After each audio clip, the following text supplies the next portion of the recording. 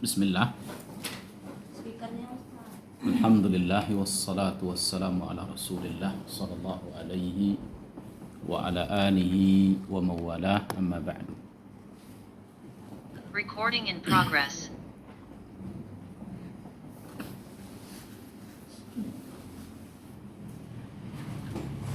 Masuk kita pada ayat yang ke-66. Pada firman Allah Subhanahu wa taala, A'udzu billahi minasyaitonir rajim. Walau annahum aqamut Taurata wal Injil wama unzila ilaihim min rabbihim la akalu min fawqihim wa min tahti arjulihim minhum ummatun muqtasidah wa katsirun minhum sa'a ma ya'malun. Walau annahum aqamut Taurata wal Injil, dan sekiranya mereka sungguh-sungguh menegakkan Taurat dan Injil. Itu menegakkan artinya sungguh-sungguh menjalankan dan mengamalkan Taurat dan Injil. Wa ma unzila ilaihim, dan apa yang diturunkan kepada mereka yaitu Al-Qur'an, min rabbihim, dari Rabb mereka, la akalu min fawqihim, niscaya mereka akan mendapatkan makanan dari atas mereka, wa min tahti arjulihim, dan dari bawah mereka.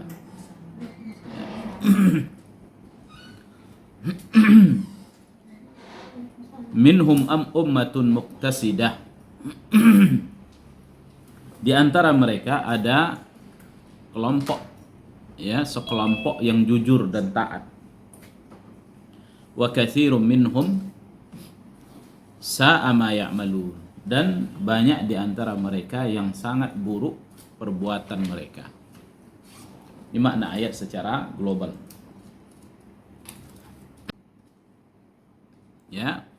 Walau annahum aqamut Taurata wal Injil wa ma unzila ilaihim min rabbihim hadza amrun fawqal iman wat taqwa. Ini perintah di atas iman dan takwa. Ini ayat masih nyambung pada ayat yang kemarin kita katakan.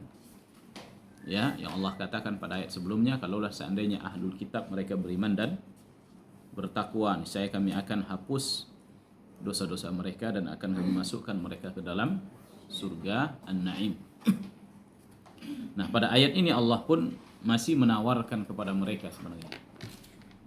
Sebuah tawaran. Kalaulah seandainya mereka menegakkan Taurat dan Injil, maka ini kata beliau amrun fawqal iman wat taqwa. Ini perintah di atas iman dan takwa. Wa huwa iqamatut Taurat wal Injil, yaitu perintah untuk menegakkan Taurat dan Injil, yaitu untuk mengamalkan Taurat dan Injil. Wa dzalika bitasdiqi akhbarihima wa imtithali amrihima wa jinabi nahyihima, yaitu menegakkan maknanya adalah membenarkan berita-berita yang ada di dalamnya. Di antara beritanya apa? Akan kedatangan Nabi terakhir, Nabi Muhammad sallallahu alaihi wasallam, yang sudah diberitakan baik dalam Taurat maupun dalam Injil. Menjalankan perintah-perintah yang ada di dalamnya, menjauhi larangan-larangan yang Allah sebutkan pada Taurat dan Injil tersebut. Namun apa yang terjadi?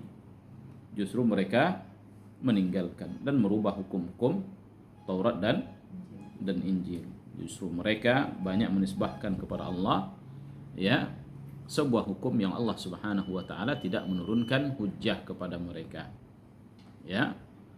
Taurat sebagaimana yang ma'ruf, kitab yang Allah turunkan kepada siapa? Musa alaihi salam, yang di dalamnya terdapat perintah-perintah, larangan-larangan, dan intinya adalah sebagai petunjuk bagi Bani Israel di masa Musa dan nabi-nabi sepeninggalnya. Adapun Injil itu ma'ruf adalah kitab yang Allah turunkan kepada siapa?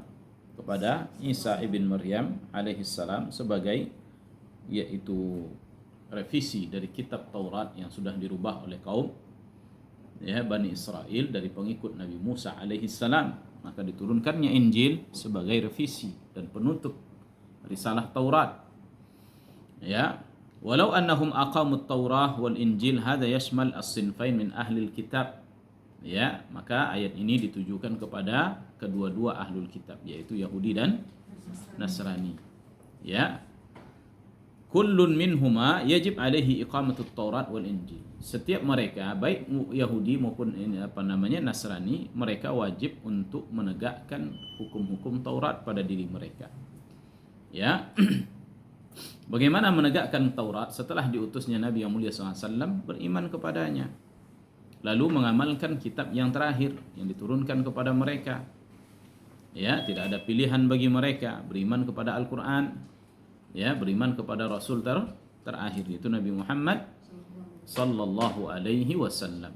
Ya, unzila ilaihim, yang diturunkan kepada mereka, wa ma unzila ilaihim min rabbihim, dan apa yang diturunkan kepada mereka dari Rabb mereka. Ini maknanya Al-Quran. Jadi di situ bukan hanya Taurat dan Injil. Sebagian orang-orang liberal hari ini mengutip ya ayat ini ya sebagai menguatkan bahwa agama Yahudi dan Nasrani hari ini masih betul selagi mereka masih menegakkan hukum Taurat dan Injil. Alangkah buruknya pendalilan ini. Padahal yang dimaksud ya menegakkan hukum Taurat dan Injil apa? Ya, benar-benar kembali kepada Islam. Ya, selagi mereka tidak percaya dengan Nabi yang mulia sallallahu alaihi wasallam sebagai seorang nabi dan Al-Qur'an sebagai kitab terakhir, maka mereka tidak dikatakan menegakkan Taurat dan Injil. Bagaimana mereka dikatakan menegakkan Taurat dan Injil sementara dalam Taurat dan Injil mengabarkan akan nabi terakhir, tapi justru mereka dustakan. Ya. Dan juga ayat-ayat yang lain mengatakan kekafiran mereka. Sabda Nabi alaihi salatu wasallam juga mengatakan akan kekafiran ya Yahudi dan Nasrani ketika mereka mendustakan ya nabi terakhir, ya, dan bahkan mereka mendustakan kitab-kitab mereka sendiri. Ya. Jadi di sini Allah katakan wa ma unzila ilaihim min rabbihim, dan juga apa yang diturunkan kepada mereka. Apa yang diturunkan kepada mereka? Al-Quran. Al-Quran turun kepada mereka. Kenapa mereka sebutkan di sini, Ibu? Al-Quran ini turun untuk semua umat Nabi Muhammad. Ya, bukan hanya turun kepada umat Islam, tapi turun kepada umat Nabi Muhammad. Dan umat Nabi Muhammad itu ada dua. Yang pertama namanya umat dakwah, dan yang kedua umat ijabah. Ya, umat dakwah adalah semua manusia yang hidup dari semenjak orang yang semasa dengan Nabi alaihi salatu wassalam, ya, dan sampai kepadanya dakwah hingga terakhir, maknanya sampai akhir zaman, ya, sampai manusia akhir zaman. Mereka adalah umat dakwah. Maka Yahudi, Nasrani, kemudian juga Majusi, ya, termasuk juga yaitu orang-orang Buddha, Hindu, ya, dan apapun agama mereka, ya, umat manusia setelah Nabi alaihi salatu wassalam, mereka adalah umat Nabi Muhammad yang disebut dengan umat dakwah. Artinya umat yang dakwah ini ditujukan kepada mereka. Jadi Al-Quran diturunkan kepada mereka yaitu Yahudi dan Nasrani, artinya memang ditujukan kepada semua manusia, bukan kepada umat Islam saja. Umat Islam itu bedanya dengan yang lain, mereka yang mengamalkan Al-Quran, sedangkan mereka menolak, itu bedanya. Maka disebutlah umat Islam itu dengan umat ijabah. Ya, umat ijabah adalah umat yang menyahut seruan Nabi yang mulia sallallahu alaihi wasallam. Disahutnya seruan, beriman dia kepada Al-Quran, beriman dia kepada Rasul. Kalau tidak, maka mereka ini sama dengan seluruh umat. Sama-sama umat ijab, sama-sama umat dakwah. Yang terkena kepada mereka dakwah Nabi yang mulia sallallahu alaihi wasallam. Hanya saja sebagian membenarkan, sebagian mendustakan. Ya, banyak Yahudi dan Nasrani yang membenarkan, tapi lebih banyak lagi yang mendustakan sepanjang sejarah dari semenjak masa Nabi alaihi salatu wassalam hingga hari ini. Ya, umat Nasrani pun sekarang sudah meninggalkan agama mereka. Jauhnya umat Islam dari agamanya hari ini, Ibu, lebih jauh umat Nasrani lagi dari agama mereka hari ini. Ya, sebagian daerah Eropa lihat, ya, gereja-gereja kosong dan lain sebagainya. Mereka jauh lebih meninggalkan agama mereka. Demikianlah Allah Subhanahu wa taala, ya, bagaimana membalas makar mereka. Apa makar Yahudi dan Nasrani kepada umat Islam? Menjauhkan anak-anak kaum muslimin dari Islam, ya apa tidak? Allah jauhkan mereka dari agama mereka sendiri. Ya, ketika mereka sibuk mengkristenkan anak-anak kaum muslimin, ternyata juga banyak yang masuk, lebih banyak yang masuk ke dalam Islam. Kalau kita persentase kan di dunia ini yang masuk ke dalam Islam itu jauh lebih banyak daripada yang keluar. Di dunia ya, bukan di per daerah. Mungkin di Indonesia mungkin bisa jadi yang keluar lebih banyak. Tapi di dunia yang masuk Islam jauh lebih banyak. Ya, nah demikian. Allah balas. Ya, membuat mereka buat makar, Allah membalas makar mereka. Jadilah mereka juga meninggalkan agama mereka. Di Eropa mereka tinggalkan gereja-gereja. Mereka sudah bosan, gak ada isinya lagi, udah kosong.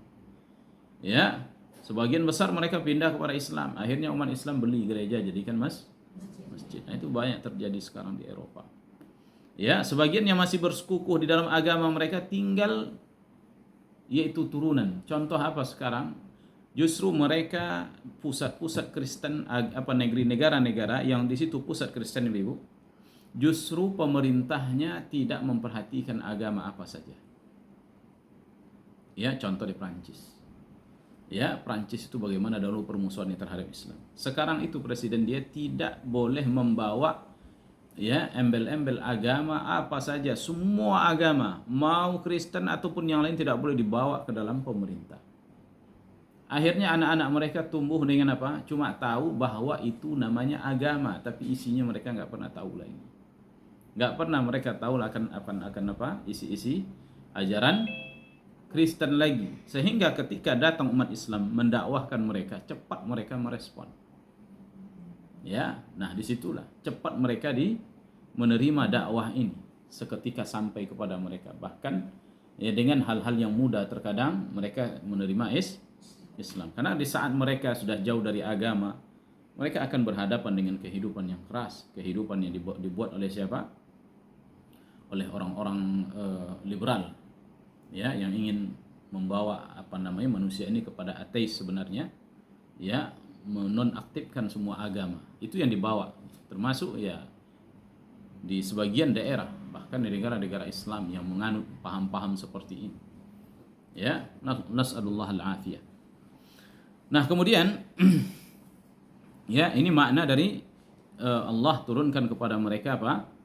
Dan apa yang Allah turunkan kepada mereka itu Al-Qur'an mir rabbihim, dari Rabb mereka.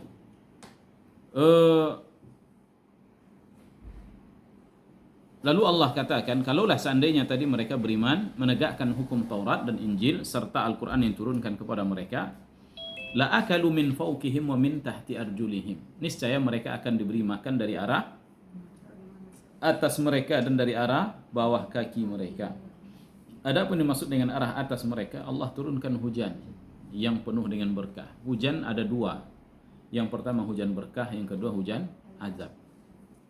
Ya, oleh karenanya Allah diajarkan oleh Nabi meminta kepada Allah hujan yang penuh dengan berkah. Allahumma sayyiban nafi'an. Ya Allah, berikan kami hujan yang bermanfaat, kata Nabi SAW.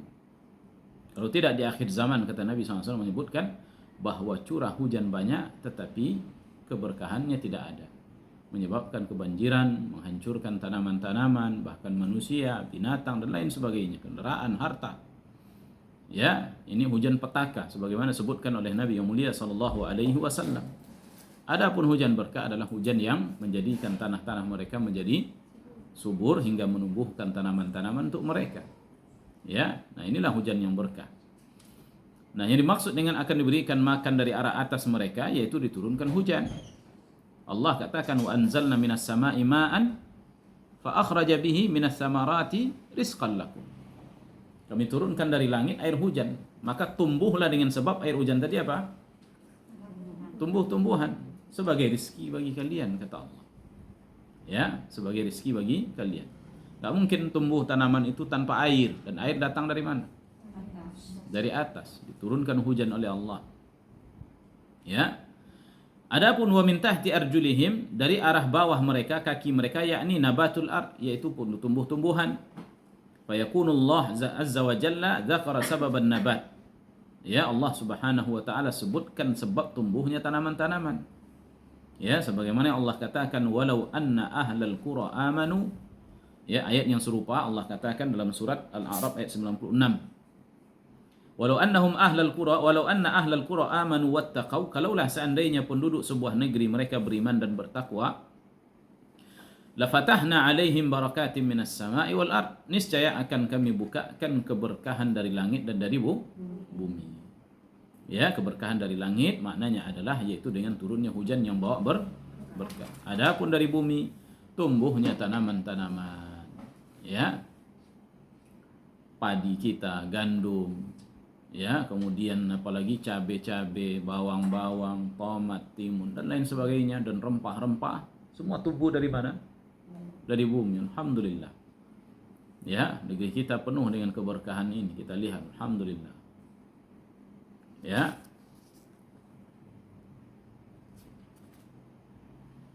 Kemudian Allah katakan setelahnya, ya, minhum ummatun muqtasidah wa katsirun minhum sa'a ma ya'malun. Di antara mereka ada sekelompok orang-orang yang, ya, muqtasidah. Muqtasidah yaitu orang-orang yang sederhana, ya, di dalam beragamanya. Ya, ini yang dimaksud dengan umat yang muqtasid.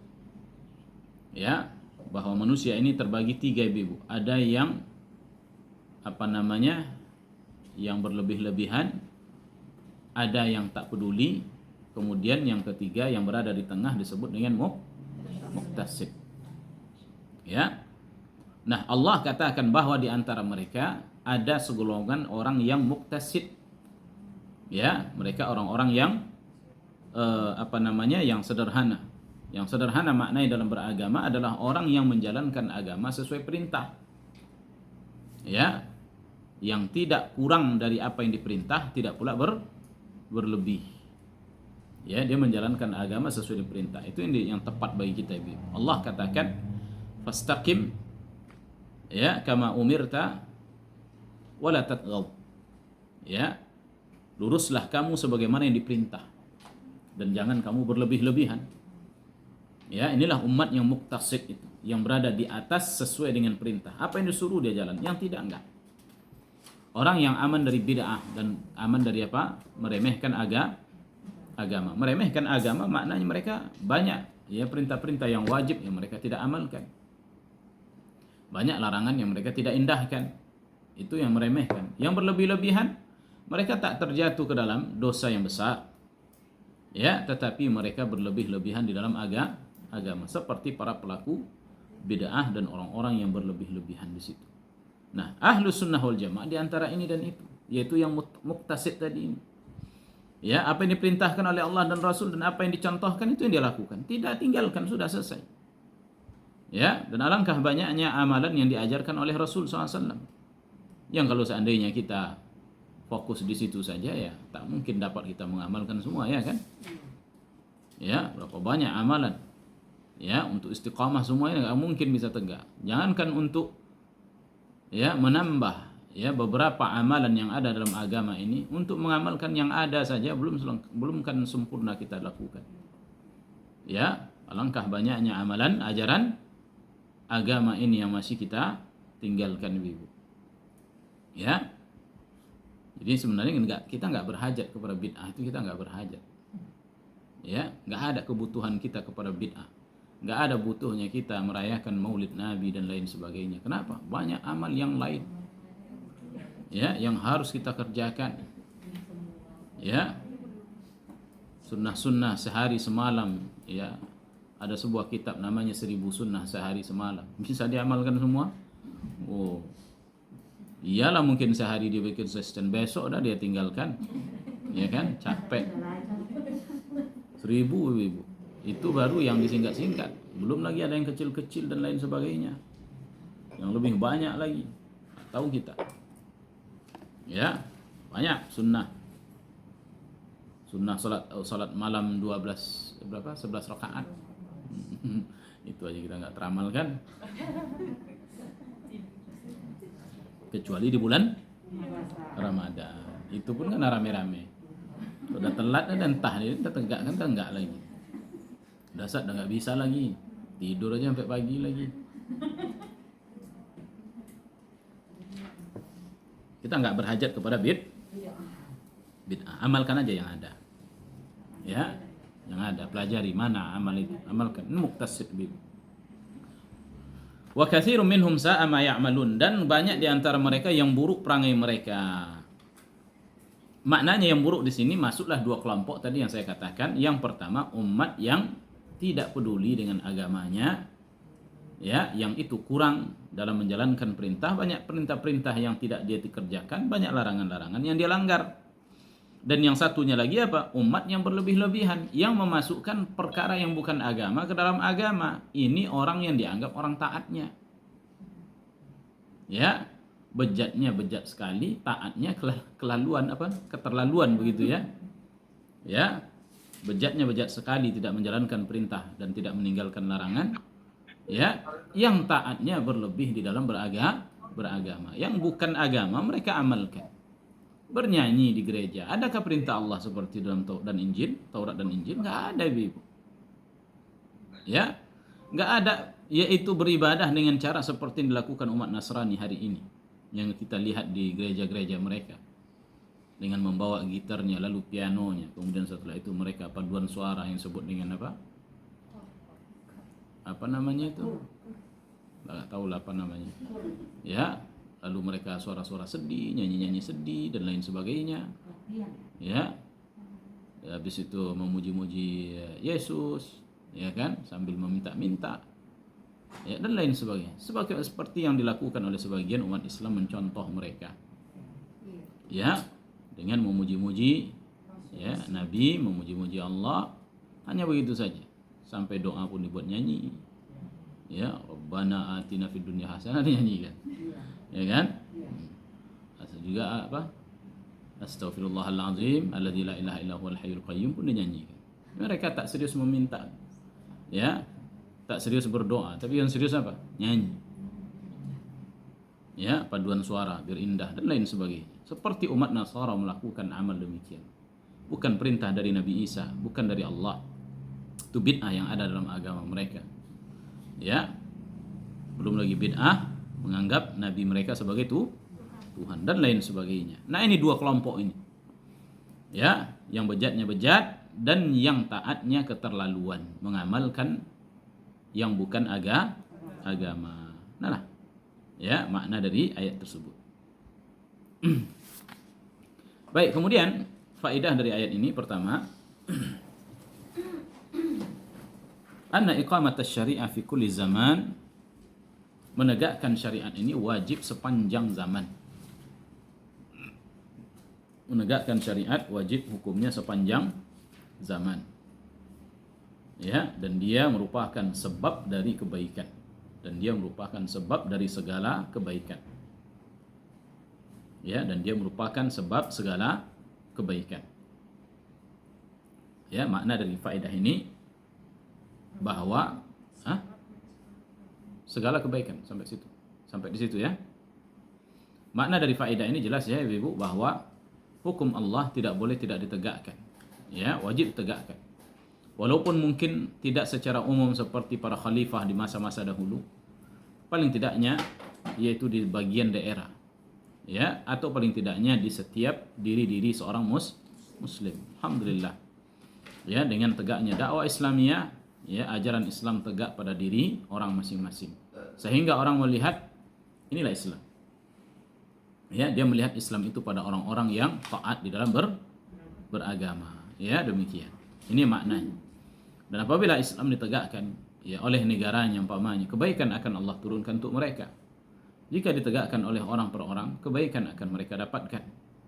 Kebaikan apa? Kebaikan dunia dan akhirat mereka jelas. Ya, dunia dan akhirat mereka. Ini yang pertama. Faedah kedua, ya, yang menegakkan syariat diberikan ganjaran di dunia dan di akhirat. Yang menegakkan syariat akan diberikan, ya, ganjaran oleh Allah di dunia dan di akhirat.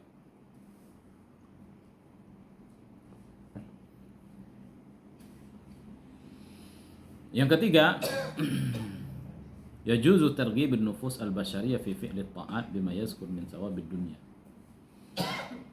Yang ketiga, boleh memberikan motivasi kepada diri ya,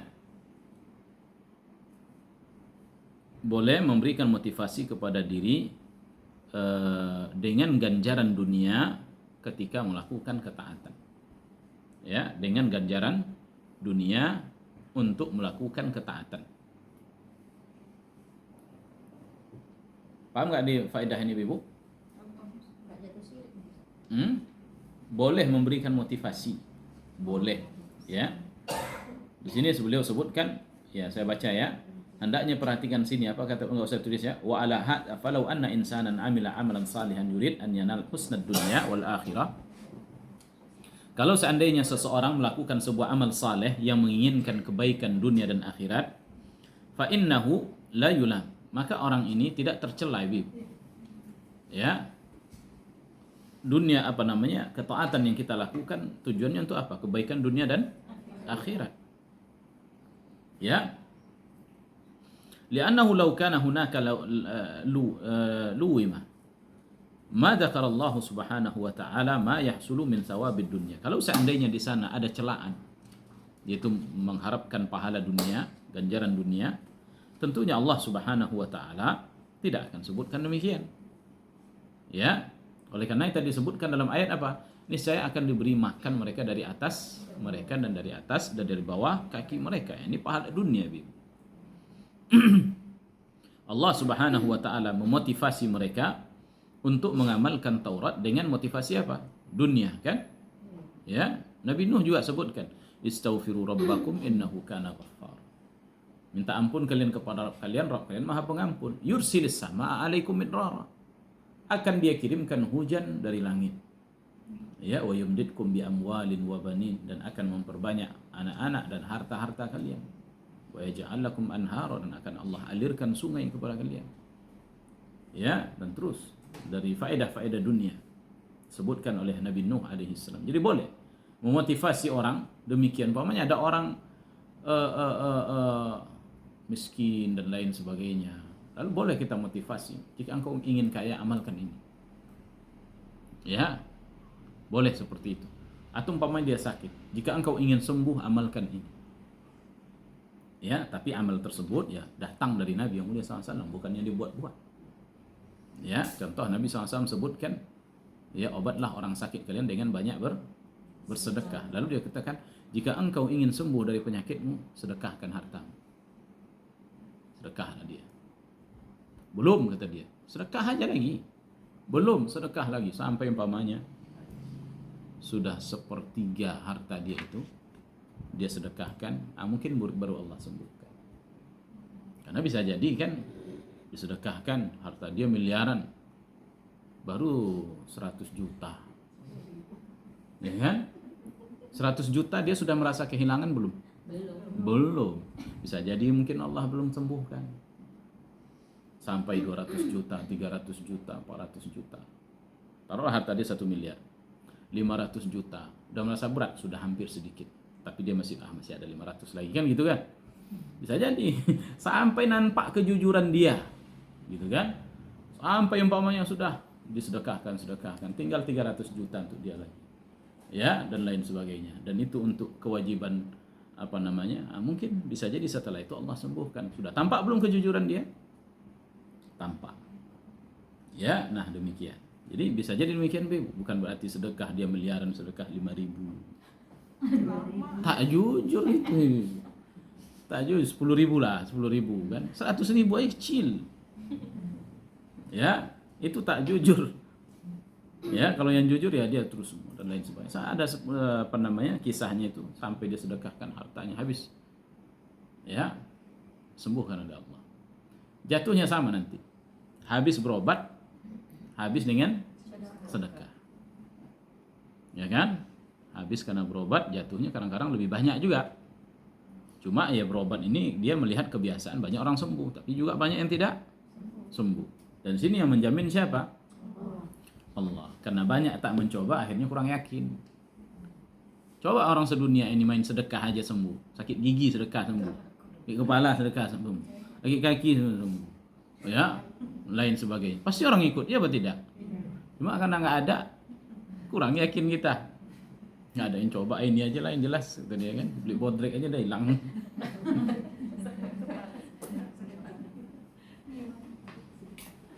Ya, karena nggak rame aja orang situ, makanya kurang yakin. Nah ini kata beliau apa? Jadi boleh, motivasi dunia boleh.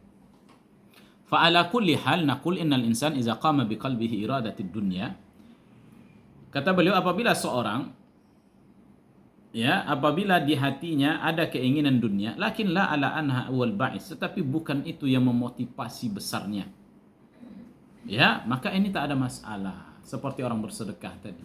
Yang penting motivasi dalam hatinya bukan dunia, itu pertama. Ini yang kita sebutkan berulang-ulang, bahwa hendaknya yang motivasi yang terbesarnya apa? Akhirat.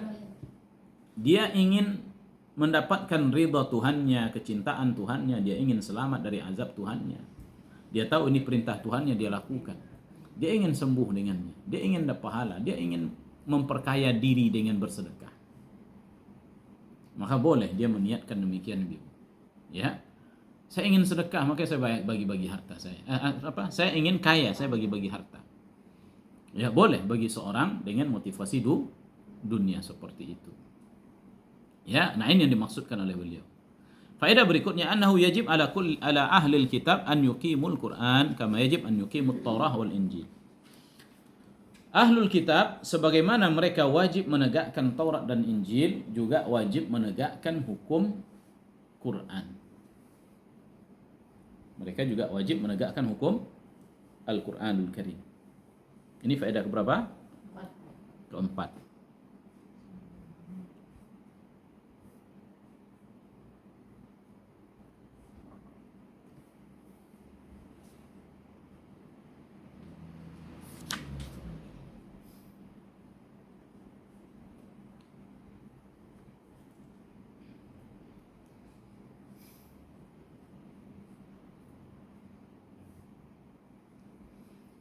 Umat ini terbagi kepada tiga, itu yang keberapa? Yang kelima. Umat ini terbagi kepada tiga: zalim, berlebih-lebih atau berlebih-lebihan, dan sederhana.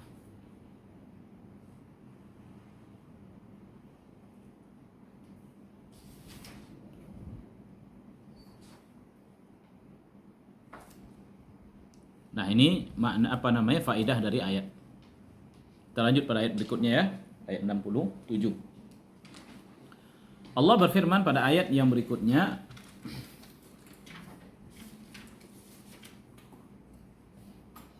Ya ayyuhar rasul balligh ma unzila ilaika min rabbik wa in lam taf'al ma ballaghta risalatah wallahu ya'simuka minan nas. Innallaha la yahdil qaumal kafirin. Ya ayyuhar rasul, wahai rasul, balligh ma unzila ilaik, sampaikanlah apa yang diturunkan oleh Tuhanmu kepadamu. In lam taf'al fama ballaghta risalatah. Ya, jika engkau tidak lakukan itu apa yang diperintah oleh Rabbmu, berarti engkau tidak menyampaikan amanahnya. Ya, fama ballaghta risalatah. Ya, berarti engkau tidak menyampaikan amanahnya. Wallahu ya'simuka minan nas. Allah memelihara engkau dari gangguan manusia. Ya, innallaha la yahdil qaumal kafirin. Sesungguhnya Allah tidaklah memberi hidayah orang-orang yang kafir.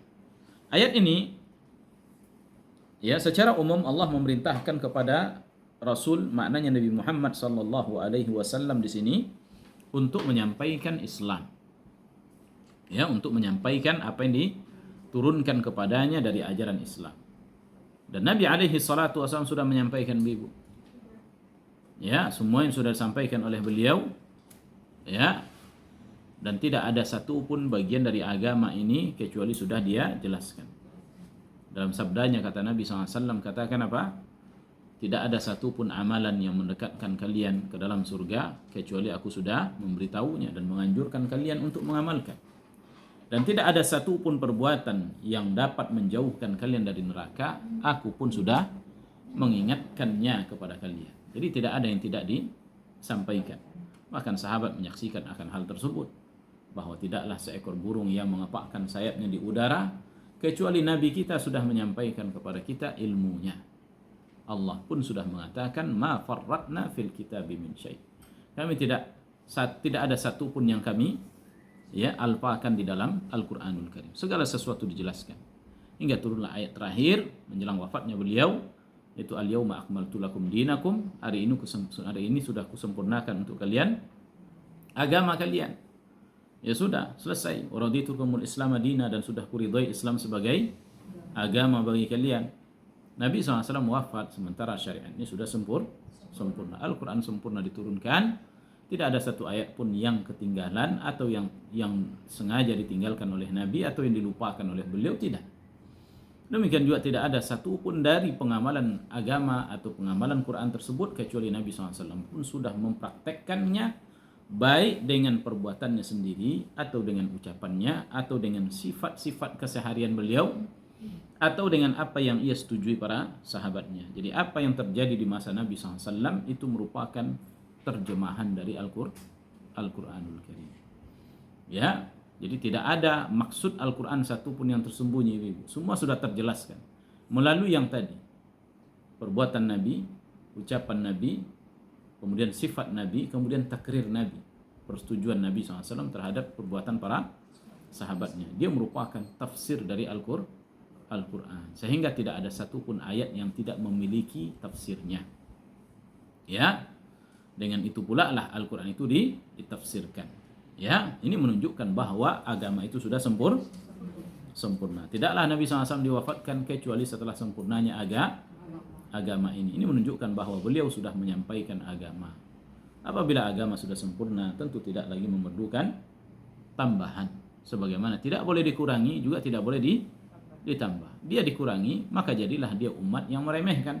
Jika dia tambah, jadilah dia umat yang berlebih-lebihan. Ya, adapun umat yang muqtasidah tadi, umat yang berada di jalan yang sederhana tadi adalah umat yang sejalan dengan apa yang disampaikan oleh Al-Quran sesuai dengan penjelasan yang 4 tadi. Perbuatan Nabi kah, ucapannya kah, atau sifatnya, atau takrirnya beliau sallallahu alaihi wasallam terhadap perbuatan para sahabat Nabi yang mulia sallallahu alaihi wasallam. Ya. Nah, inilah sempurnanya Islam yang tidak lagi memerlukan apa? Ya, tambahan. Balligh ma unzila ilaik. Allah mengatakan, sampaikan apa yang diturunkan kepadamu.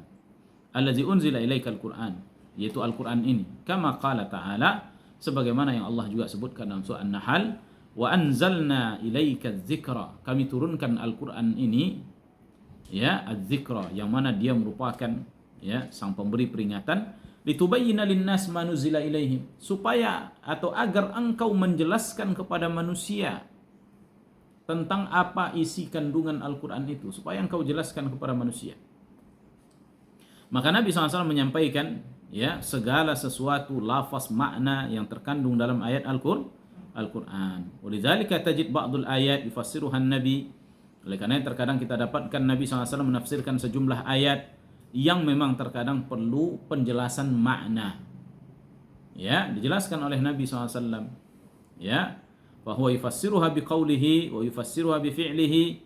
Dia tafsirkan dengan ucapan dan perbuatannya dan sifatnya serta takrirnya. Wa illam taf'al fama ballaghta risalatah. Jika engkau tidak melakukannya, berarti engkau tidak menyampaikan, ya, amanah dari Rabbmu, risalah Tuhanmu. Ya.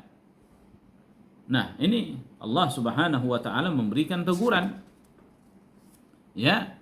Hadza kalamun syadid. Ini merupakan ucapan yang sangat keras yang ditujukan kepada siapa? Nabi yang mulia SAW. Wa in lam taf'al fama ballaghta risalatah. Jika engkau tak lakukan wahai Muhammad, berarti engkau telah menyembunyikan risalah ini. Kau berkhianat. Allah katakan Nabi, engkau pengkhianat, begitu. Dan adakah cap itu dari Allah Subhanahu wa taala Nabi SAW pengkhianat? Tidak ada, menunjukkan bahwa dia sudah sudah menyampaikan semua syariat. Ya. In lam taf'al ay tuballigh kullama unzila ilaik fama ballaghta risalata. Ya. Hatta fima ballaghtahu mimma katamtahu fa innahu la yakunu balaghan. Ya, bahkan apa yang sudah sampai kepadamu lalu engkau sembunyikan, itu juga tidak dikatakan menyampaikan. Lianna juhda ba'du ma unzila ka jahdil kull. Ya, apabila satu ajaran saja engkau sembunyikan, berarti engkau tidak menyampaikan seluruh ajaran. Ya, ini menunjukkan bahwa adakah satu di antara ajaran ditinggalkan oleh beliau? Tak ada.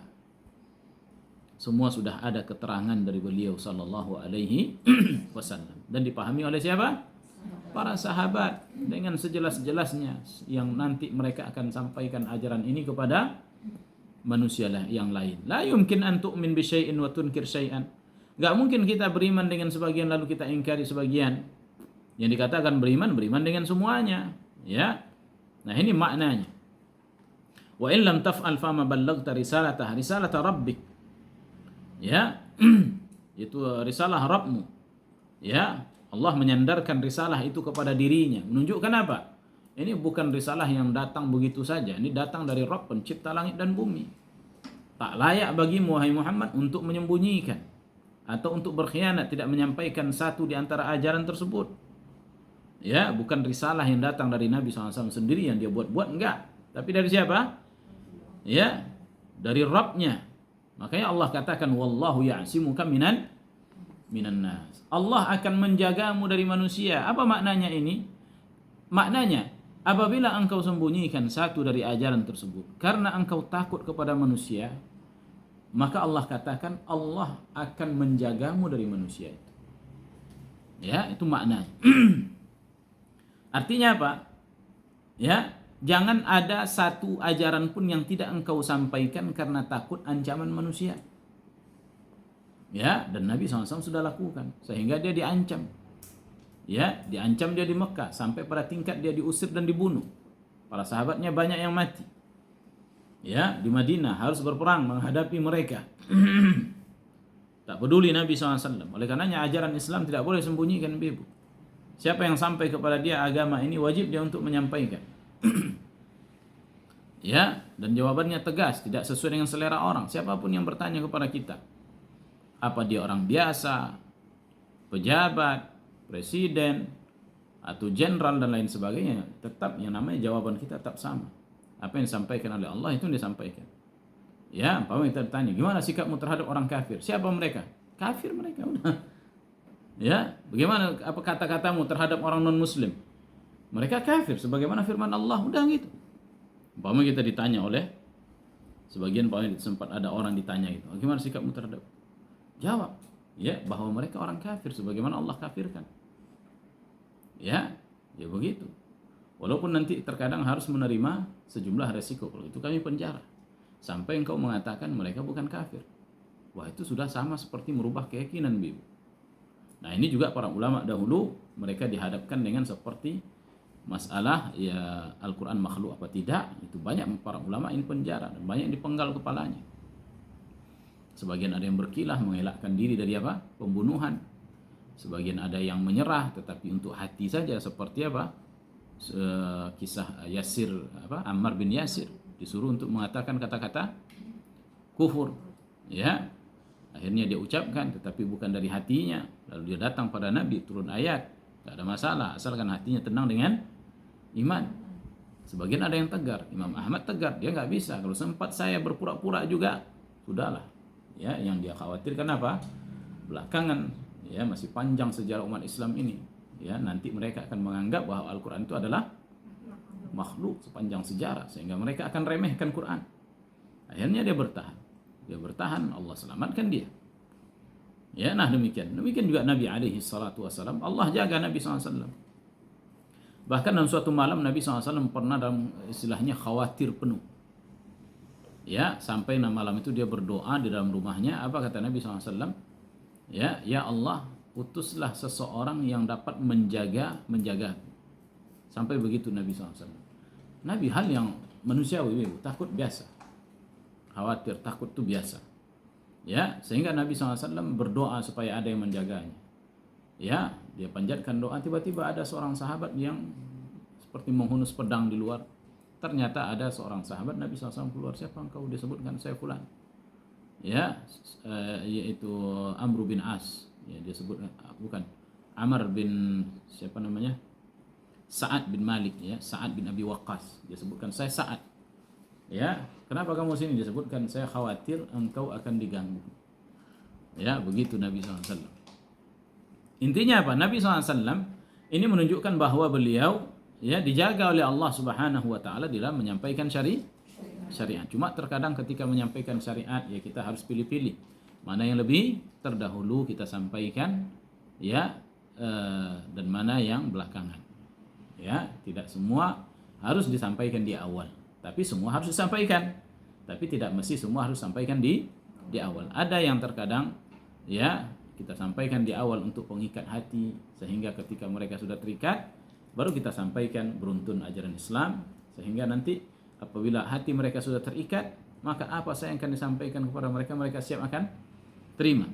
Tapi apabila terkadang hati belum tersentuh ya maka apapun yang kita akan sampaikan mereka tak bisa terima.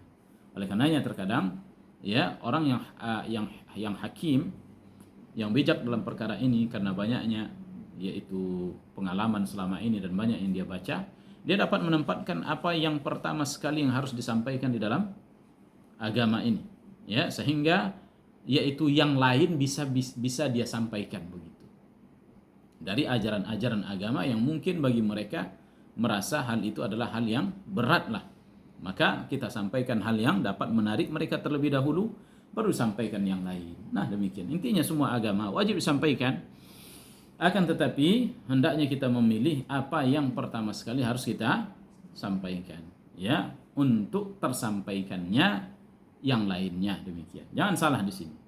Dan ini hanya bisa dilakukan oleh orang yang hakim, yang bijak ya, orang yang berpengalaman banyak panjang dalam urusan seperti ini. Namun kita belajar ya. Nah, innallaha la yahdil qaumal kafirin, sesungguhnya Allah tidak memberi hidayah orang-orang kafir ya. Artinya apa? Lan yusallit alaika law sallata illa kafir ya, bahwa Allah tidak akan menjadikan mereka berkuasa kepadamu wahai Muhammad ya. Allah tak akan berikan hidayah supaya mereka sampai menguasaimu, enggak. Nabi SAW mati di tangan mereka enggak ya, tak terkena Nabi SAW oleh pedang-pedang mereka, panah-panah mereka. Nabi SAW meninggal di atas ya di rumahnya tanpa ada satupun yang mengganggu. Demikianlah Allah membela Nabi walaupun dia menghadapi masa-masa genting ya, masa-masa yang terkadang dia diusir, diintimidasi dan bahkan seperti yang di gua Sur dan lain sebagainya ya, yang hampir Nabi SAW mati. Ada keadaan-keadaan seperti itu, tapi lihat akhir endingnya kata orang ya, bahwa Allah menyelamatkan Nabi alaihi salatu wasallam di setiap momen-momen itu sampai akhirnya dia tidak mati di tangan musuh. Tidaklah beliau mati kecuali musuh sudah tak ada lagi ya kan. Musuh bebuyutan ini kan penduduk Mekah, habis itu selesai sudah ya. Nah demikian faedah dari ayat ini. Yang pertama, menetapkan kerasulan Nabi sallallahu alaihi wasallam. Ini yang pertama, menetapkan kerasulan Nabi yang mulia sallallahu alaihi wasallam.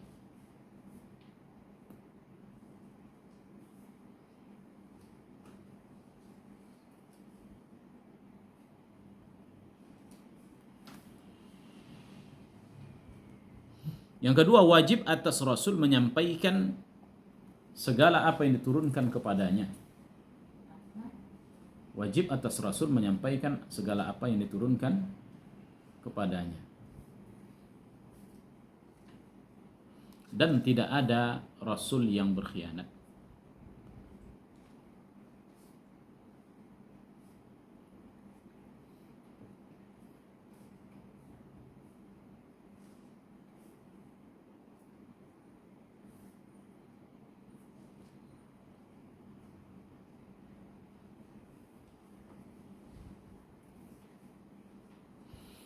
Faedah keberapa?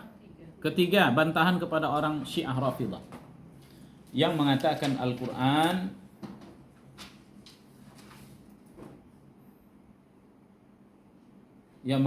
sepertiga Al-Quran belum tersampaikan dan akan disampaikan oleh Imam Mahdi. Belum tersampaikan dan akan disampaikan oleh Imam Mahdi. Ini bohong, dusta besar orang-orang Syiah.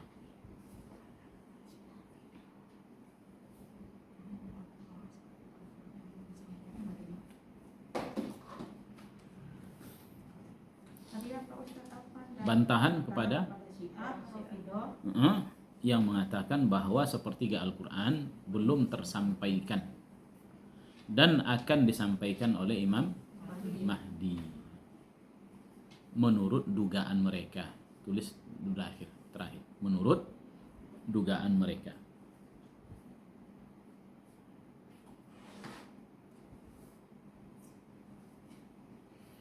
Faedah berikutnya, perhatian Allah terhadap Rasulnya dengan menjaganya. Dengan menjaganya dari orang-orang kafir. Dengan menjaganya dari orang-orang kafir.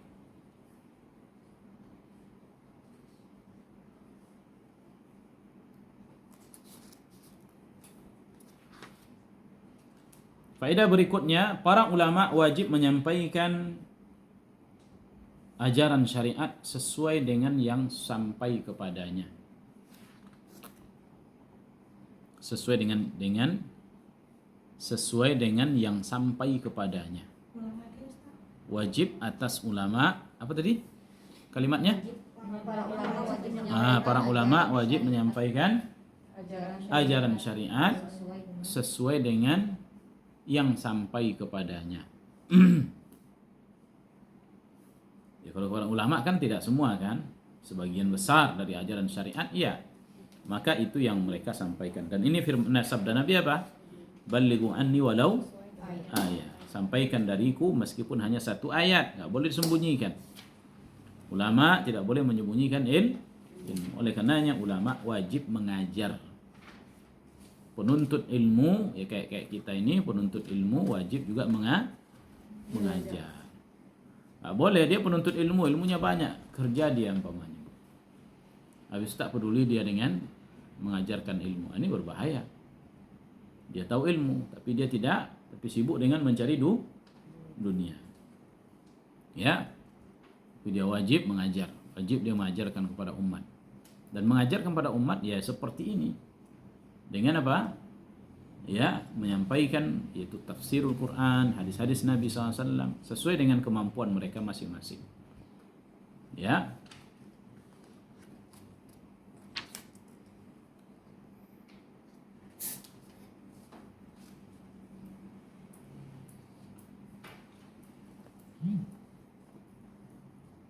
Dah itu aja.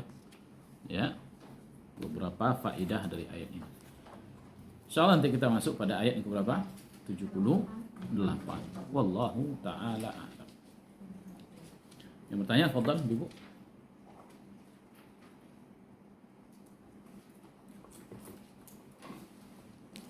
Fadhal. Kalau apa yang dilakukan sahabat waktu Nabi masih hidup disetujui berarti kan Takrir. masuk sunnah kan? Kalau yang dilakukan sahabat setelah Nabi Kalau? wafat, dilakukan sahabat tapi Nabi sudah wafat gitu, itu termasuk sunnah juga nggak? Misalnya kayak azan 2 kali pada Jumat gitu. Iya. Sunnah. Nabi SAW katakan, "Alaikum bisunnati wa sunnatil khulafa'ir rasyidin al-mahdiyyin." Wajib kalian berpegang teguh dengan sunnahku dan sunnah para khulafa, ya, khulafa penggantiku setelahku yang dapat petunjuk. Siapa mereka? Itulah mazhabnya khalifah yang 4. Termasuk situ Utsman bin Affan. Ya, dan ini jelas sunnah mereka itu Ibu merupakan sunnah. Ijtihad mereka merupakan yaitu sunnah. Utsman bin Affan membuat azan 2 kali. Ya kan? Yang Nabi SAW tidak buat. Apakah itu bid'ah? Tidak. Ya, itu tidak bid'ah di masa dia. Yang pertama, ya, yang berijtihad khalifah. Yang kedua, disepakati oleh semua para sahabat. Ada nggak sahabat yang mengingkari? Nggak ada. Yang ketiga, tidak ada sarana lain karena itu hanya untuk menyampaikan suara, karena azan di masa itu hanya terdengar paling-paling jarak-jarak dekat saja. Banyak orang tak mendengar sehingga akan melalaikan orang. Oleh karenanya Utsman bin Affan membuat azan 2 kali, yaitu pertama sebelum masuknya waktu sholat Jumat, ya, itu yang azannya itu di pasar, di sebuah menara di pasar itu, ya. Dan terus berlangsung azan Utsman itu. Kenapa? Karena belum lagi ditemukan mikrofon. Ya, sampailah hari ini azan Utsman, ya, para ulama kita menyebutkan ya sudah tidak lagi bisa diamalkan. Kenapa? Yaitu alasan Utsman sudah terangkat. Karena dahulu tidak tersampaikan suara azan, sekarang sudah tersampaikan.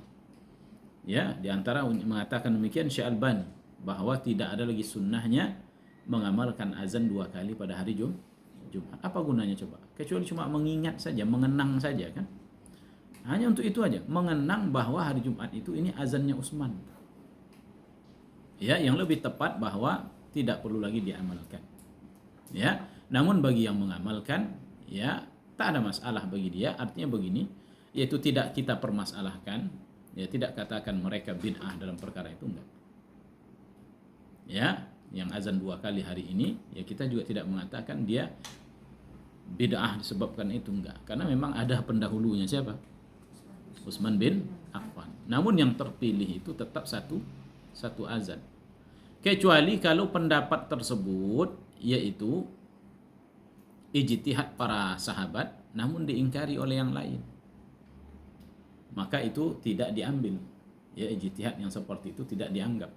Ada seorang sahabat paham berijtihad dalam sebuah permasalahan, diingkari oleh kebanyakan para ulama, para sahabat di masa itu. Maka yang diambil adalah apa yang diingkari oleh para sahabat, bukan apa yang diijtihadkan oleh mereka. Adapun apa yang disepakati oleh mereka, maka itu merupakan bagian dari sunnah. Ya, karena kita disuruh untuk mengikuti sunnahnya siapa? Khulafa ar-Rasyidin. Utsman bin Affan bagian dari khalifah. Ya, oleh karenanya juga tidak dikatakan yaitu bid'ah mengumpulkan Al-Quran dalam satu mushaf. Yang juga tidak terjadi di masa siapa? Nabi yang mulia sallallahu alaihi wasallam. Baru terjadi di masa siapa? Abu Bakar. Ya kan, di Abu Bakar baru dikumpulkan Al-Quran. Awalnya Abu Bakar nggak mau, tetapi diterangkan oleh Umar. Pada akhirnya dia setuju dengan pendapat Umar bin Khattab. Dikumpulkanlah Al-Quran oleh siapa? Abu Bakar. Lalu dijadikan di masa Utsman bin Affan itu hanya dijadikan Al-Quran dengan satu bacaan. Karena bacaan Quraisy kan banyak, beragam, waktu itu dikumpulkan Quran. Akhirnya di masa Utsman bin Affan diambillah bacaan dari hafaz. Ya, bacaan itulah yang diambil standar, itu bacaan Quraisy, dan selain daripada itu dimusnahkan. Itu terjadi pada masa Utsman, dan terus terjadi beberapa pendapat-pendapat sesuai kebijakan-kebijakan di masa-masa itu, dan itu tidak termasuk bagian dari bid'ah. Ya, nah demikian, wallahu taala alam. Nah, sebagian orang-orang sekarang ini, ya intinya sebenarnya saya katakan ya orang-orang yang tak paham masalah bid'ah, ya, yang selalu menuduh ahlu sunnah wal jamaah, kalian mengatakan bid'ah, padahal sahabat buat bid'ah. Nggak ada sahabat buat bid'ah. Sahabat itu, mereka itu adalah sunnah yang diikuti, bukan bid'ah. Mereka nggak punya bid'ah. Ya, Allah taala. Ada lagi, Ibu? Jadi Ustaz, kalau tentang Al-Quran tadi itu Ustaz, sebelum dikumpulkan itu namanya memang Al-Quran atau Al-Quran. Cuma bukan mushaf. Mushaf itu adalah kumpulan. Maka ini namanya mushaf Quran. Mushaf apa? Kumpulan Quran. Kalau umpamanya ada secari Quran, ya, potongan Quran. Quran apa enggak? Quran. Potongan penggalan ini, robek kan? Ini Quran walaupun selembar. Tapi bukan mushaf. Yang mushaf yang mana? Ini. Yang sudah terkumpul di dalamnya 30 juz, itu disebut dengan Al-Quran. Apa namanya? Mushaf Al-Quran. Mushaf dari kata suhuf, yaitu lembaran-lembaran Quran. Sudah terkumpul semua. Inilah mushaf. Nah, mudah kan sekarang? Kalau tidak inisiatif dari apa itu, gimana kita baca Quran dari pelepah kurma? Gak ada pelepah kurma sini, pelepah kelapa. Mana Quranmu? Tuh, rumah penuh. Mak Quran ini, ya. Kenapa nggak salin? Harus begini dari zaman Nabi. Ya, ditulang, dipelepah sama di kulit-kulit. Mana kita cari sekarang lagi? Ya kan? Nah, itu sarana bukan tujuan. Sarana ini boleh berubah, tujuan tak boleh. Quran tak boleh berubah, sarananya boleh berubah. Ya, boleh diganti tempat penulisannya. Ya, apa dia? Dari yang tadi menjadi kepada kertas. Sekarang makin baik, makin baik, makin baik, makin baik. Halus Quran. Ada yang lebih halus lagi daripada ini. Tipis, kecil, taruh sini, ya kan? Kertasnya tipis sekali. Seperti yang terbitkan oleh Arab Saudi itu, tipis sekali, bisa masuk saku di sini. Ya kan? Bisa kita bawa kemana-mana. Ya, perbaiki sampai masuk ke dalam HP. Luar biasa. Besok nggak tahu lagi, mungkin bisa lihat Quran dari langit, ya kan?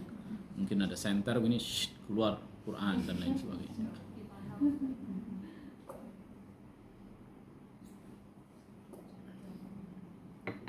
Allah Ta'ala alam.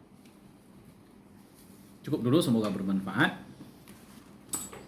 Subhanakallahumma bihamdik, asyhadu an la ilaha illa anta, astaghfiruka wa atubu ilaik. Assalamualaikum warahmatullahi wabarakatuh.